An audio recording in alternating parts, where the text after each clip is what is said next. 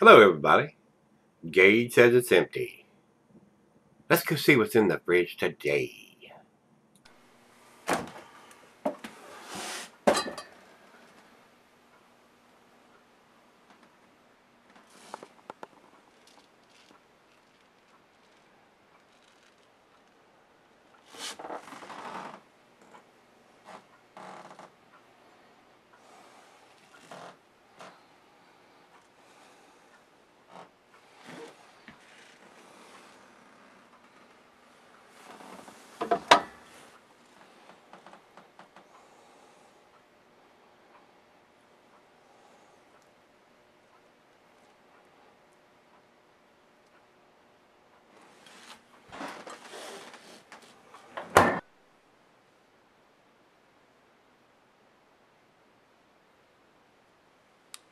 Hey everybody, thanks for stopping by Gregsbeerreviews today. Today's beer comes from River Horse Brewing Company, and these guys are up in New Jersey. This is their Hippo's Hand Double IPA. And this thing comes in at a whopping 9%. This was sent to me by my brother Rico. He actually sent me 2 of these, so I have one to review and one to enjoy.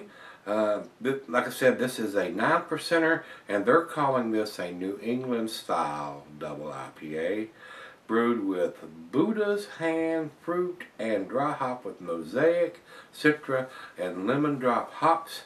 He said he bought a 6er of it, and it was 13 bucks. There's no date on it, he's telling me, but the person at his local store told him that it was bottled around mid-January. So it should be about a month old by the time I get it. Today is the 17th of February, so we're taking it for his word that the guy at the beer store knew what he was talking about, and hopefully it's a month old. And as far as I'm concerned, guys, these breweries that want to get into the IPAs and double IPAs, and especially the juice bombs, which are called the New England style, they need to have a dating machine, guys. I mean, that's, as far as I'm concerned, it's just as important as the brew kettle. I've been harping on this for years and years and years and years. So if you don't have a dating machine, don't brew an IPA or a double IPA. That's the way I'm looking at it, and that's just my opinion, but that's the way I feel about it. I don't know what this is going to bring to the table yet. It may be an outstanding beer, maybe world class. It may not, but it's probably going to cost them a grade point because they don't have a date on this bottle. It needs to be on there. That's just how I feel about it. If this was available here and I went to the grocery store and I picked it up and it had no date on it, guess what happens? It goes right back up on the shelf, guys. Homie, don't play that. So, if you want to be in the IPA game, guys, double IPA game, get a dating machine. Otherwise, your shit's going to sit on the shelf, as far as I'm concerned. But I do appreciate Rico spending his hard-earned money on it and trying to find out as much as he could about it from his beer guy, but these brewers need to do is step up to the plate or get out of the game. That's the way I feel. So let's get on with it. Commercial description, Untapped is exactly what I read off of Rico's letter. So we're not going to go any further. They don't have the IBUs here, and Rico's not telling me here in his letter what the IBUs are, so evidently they're keeping that a secret. Yeah. Along with the dating of the beer. They're keeping that a secret too. So, and a lot of the guys that brew New England style beers, they don't give us the IPAs on them, but they should put a damn date on it. That's the way I feel about it. Just my opinion. I'll get flack over that, but that's just how I feel about it, guys. I wouldn't, even if this is a 10 beer right now, I would not purchase it if it's available here if it has no date on it. Because I want to know how old it is. You might get lucky and get a good one, then you might be unlucky and it'd be something that's been sitting on the shelf for 6 or 8 months and you have no idea. So, alright guys, that's it. Let's get this puppy open. First beer of the day for me. And into the glass we go. And while it's coming out fairly cloudy, cuisine is barbecue cheeses, pepper, Monterey, pepper jack, sharp blue cheddar. Your stronger cheeses, Gorgonzola Limburger, the meat's game, grilled meat, salmon. Glassware is snifter, tulip oversized wine glass. I got my favorite tulip glass today, guys, and don't sell it. especially since it doesn't have a date on it, because we don't know how old the damn thing is. About a finger of head on that pour. Very cloudy beer, guys. It's not a bright orange juice orangey. It definitely is unfiltered. A nice attempt on a New England style as far as appearance goes, but it's not the bright orange juice color like a lot of them have. So as far as New England style, I'm close. But let's get it to the nose and see what we got. Smells very nice. Nice citrusy. Hints of pine and grapefruit. A little bit of lemon. Maybe some tropical fruit notes like mango or passion fruit. Smells pretty good, guys. It does. So, let's dive in. Cheers, everybody. Cheers, Rico.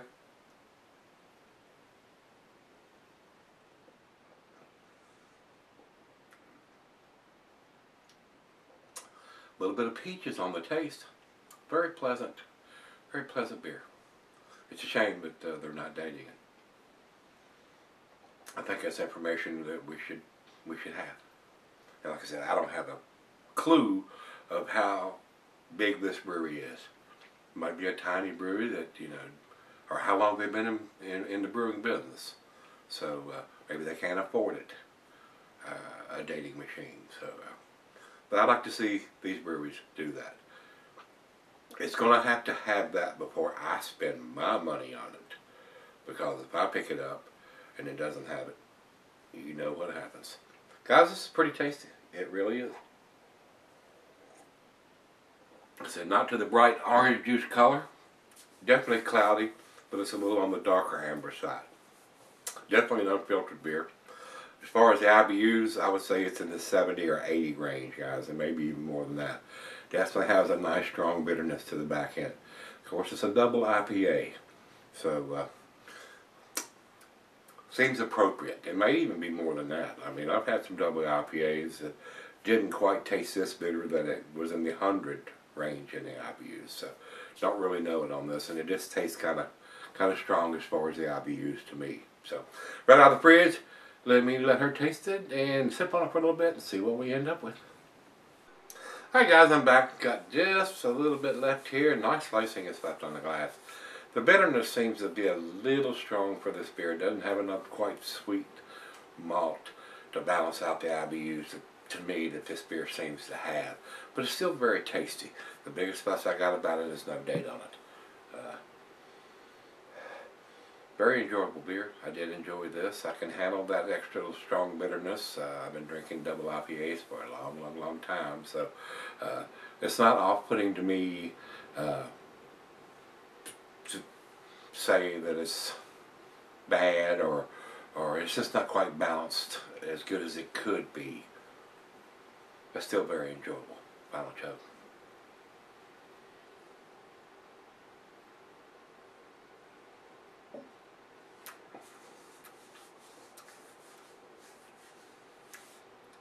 It's a very, very nice beer, guys. To me, it's a 9 beer and an 8 bottle because of the dating. The IBUs or the bitterness in the beer is tolerable. I mean, like I said, it's not quite as balanced as it could be, but it's still not off-balanced enough to say it's not enjoyable. So, to me, that's where I'm going to put it, guys. I'm going to give this a 90 in the A- range.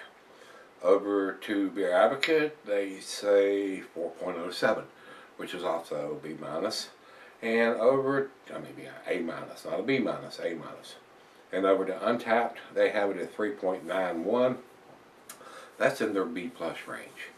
And I think it's a tad better than that. Not much, but I think it's a tad better than that. And if it had a date on it, I would even step up to the plate and say it's a lot better than that grade. So that's where I'm going to put it, guys. I did enjoy it. So Rico, my brother, I do appreciate you sending me 2 of these beers, so I get to enjoy the other one. It's nice. Like I said, guys, if it had a date on it and was available here, I would probably buy this beer. It's that enjoyable. So hopefully these guys will step up to the plate and get a dating machine where we know how old the beer is in the bottle. So with that being said, if you've had this one from River Horse, This is their Hippo's Hand Double IPA, and they're claiming it to be a New England style. Very close. I've had better, but most of the New England styles are a little bit more in the orange juice looking color instead of the deep amber color this one has. So maybe they'll get it tweaked before too long and get the date on it. Yeah, we can only hope. Alright, that's going to wrap it up on this one, guys. If you've had it, let me know what you think. Till we meet again, let's go see what's in the fridge.